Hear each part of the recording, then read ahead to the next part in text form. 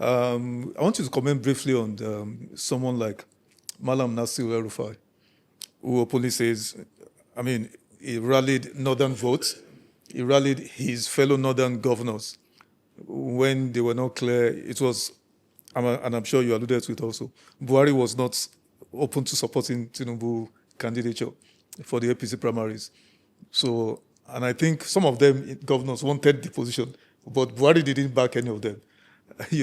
Eventually, the Lord fell on Mallam Nasir El-Rufai, according to him, to go rally northern governors to support Tinubu. But as we sit here, sir, is it not a great irony that the same Nasir who promoted and championed Muslim ticket is behind bars? I normally would decline commenting about Nasir because we're in the university together. Oh, you were in ABU together? Yeah, well, I was his senior, okay. But it was a survey department, exactly. I was electrical engineering department. And so I know quite, even at that time, some of his idiosyncrasies, some of his character flaws and character, whatever I call it, opposite of flaw, what is it now? He's somebody we used to call him Nasser a giant.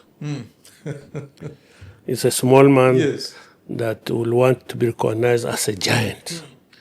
That characterization will make you reckless in some of the things you say or do, just so you can look big.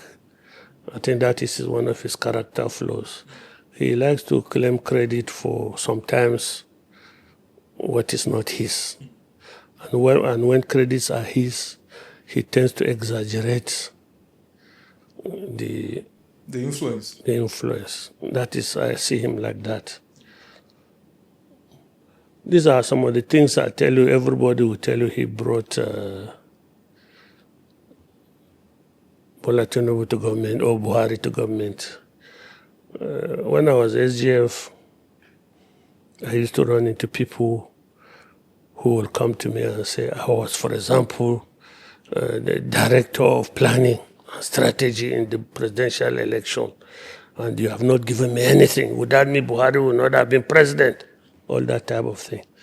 And what I will tell you is that, well, yes, you did that, but I know of somebody in Adamawa whose son died in a road accident on his way to coming for Buhari's rally. What do I tell that man in terms of what he has contributed to Buhari? I know somebody that has given us millions of naira. And then you contributed maybe 1 million naira and you are coming here to say, so I know this. Now, whatever Nasser tells you, his role probably started in the middle of the process, if you are charitable to him. Because everybody knew that he and Bola Tinubu were never friends. At all. It got to a stage, he even went to Lagos, tried to undermine Bola Tinubu in some conferences or so, where he was boasting about coming to teach Lagosians how to deal with the godfather, if you remember. Now, that was, by then, Bola Tinubu's aspiration to be president had gone far. It was on a high-speed lane. Suddenly, about the time of the convention, now, Bola is a very good politician. So at that stage, I think he must have reached out to the governors for support. I don't know how it transpired between them, but there were some allegations that some millions of dollars exchanged hands. From what hand to whose hand now? From Bola's hands to Nasir's hand. Not Nasir, okay. The northern governors, probably, I don't know, I'm not for sure, probably championed by Nasir.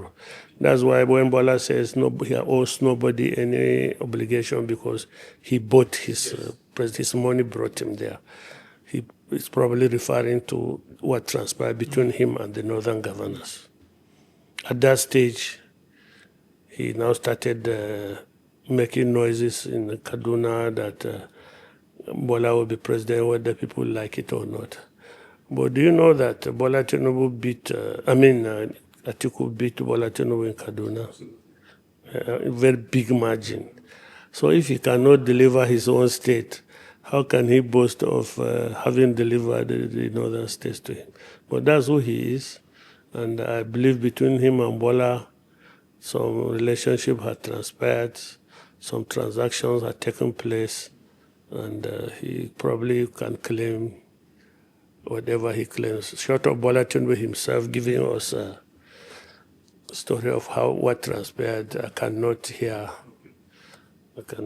Because immediately after that process, we fell out with Bola anyway. So even not, he would have told me in a discussion about what transpired. That's the conversation we should have with, and I have them. I have quite a lot of them.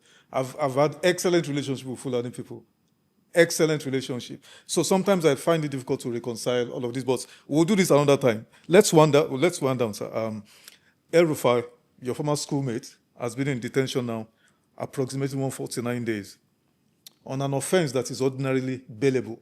But they've complicated this matter, bounced from one courthouse to the other, and all of those. Some have said he's only in prison because they want to decommission him from speaking out, using his immense political capital against President Tinubu.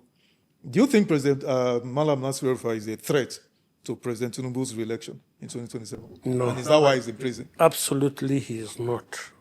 You think so, sir? Absolutely, he is not. But like I told you before, he's somebody like that wants to feel big. Inflates his own personal sense of self-worth. What he is, he quadruples it. What he's not, he depresses it.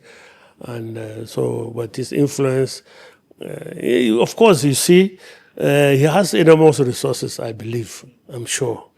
Even as a professional, before he went into government, he was quite a successful quantity surveyor. I knew some big projects. So he's a man of immense resources, and he has made more as FCT minister, he has made more in 8 years as governor, and so on and so forth. He has enormous resources. And he can use to do damage. And he can use it not to do damage, he can use it to do propaganda in his own defense, like he's doing now.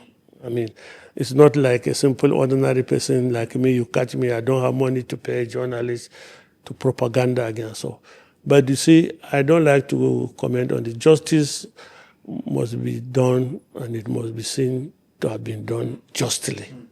It doesn't matter who is. But there's life. But you see, life also has. Sometimes you get your own response from God while you're still alive on this earth. The manner in which he did his governance is only paying the... In Kaduna State, you mean? Yeah, and even everywhere. You know, he's somebody that thinks power is absolute and he can deploy it to do anything that he wants. I remember one of my friends, abducted, who was a national vice chairman of APC Northwest. He was in disagreement with Nasser. Nasser just went to his house and demolished it. That house was finished. It was only painting was going on. It was on a federal government plot, which was allocated to him by federal government. He had the papers, but it was just demolished, just because Nasser is a governor and he can demolish a house. That's the practical. I know another issue that when one of the chiefs, Kofana is one of the, I've forgotten this chiefdom now, close to Kaduna. They invited the chief, first class chief, for a meeting on security in government house. On his way back, he was waylaid by maybe bandits now, whoever they are. They took him, killed his security man, Dogari, and took him to the bush and eventually executed him. Now, he had just left a meeting with the governor, and the state governor didn't show any sympathy. When the community started protesting, he ordered the leaders of the community, the title holders. He arrested all of them. Some of them were my church members, locked them up without trial, 1 year, like a joke. like a joke. We tried going to this court, state court now, they own the state court. Couldn't find a sensible judge to release them. Even some of them confessed that they are under orders. I think they spent 4 or 5 years. Eventually, some of them came out, heartbroken, and died. And such things Nasser is good at doing, deploying immense power to frustrate the law and deal with you. So it's, you could argue that it's only fair that he's testing his own medicine, but that is not to say government should deploy that type of authority. If Nasser did it, it was bad. If this government is doing it, it is bad. But you cannot... I like your sense of fairness.